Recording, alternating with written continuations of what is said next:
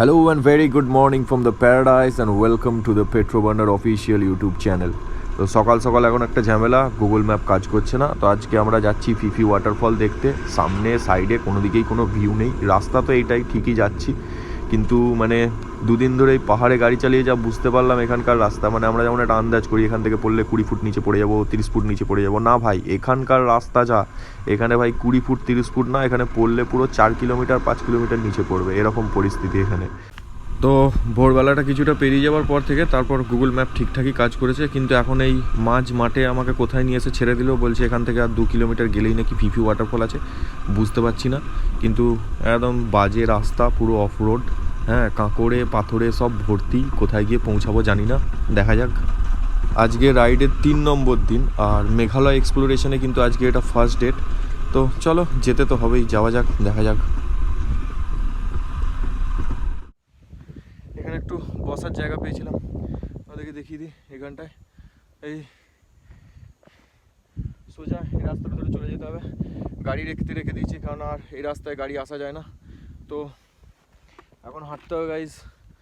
মোটামুটি জলের আওয়াজও এখনও পাইনি, একটু জলের আওয়াজ পেলে তবু মোটামুটি মনটা একটু শান্তি হয় যে হ্যাঁ, যেখানে ঘুরতে এসেছিলাম। গুগল ম্যাপ বলছে 1.4 কিলোমিটার এখন হাঁটতে হবে, এখান পর্যন্ত তো বাইক যায় না।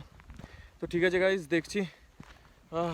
কিন্তু হাঁপিয়ে গেছি, মানে এতক্ষণ ধরে এই পাহাড়ের মাঝখানে ওঠা নামা, তার উপর এরকম রাস্তা, মানে প্রচণ্ড টায়ার্ড হয়ে গেছি।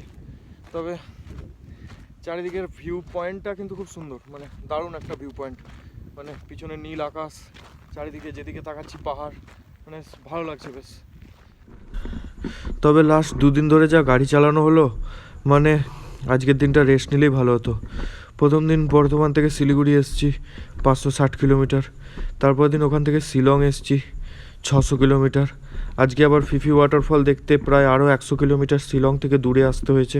এখানে এসে থেকে গাড়ি রাখার পর থেকে শুধু ট্রেকিং করে যাচ্ছি, এই ছোট ছোট সিঁড়ি উঠছি নামছি, মানে এত হাঁপিয়ে গেছি আর পাচ্ছি না। তবু ওয়াটারফলের জলটা একটু হলেও দেখতে পেয়েছি।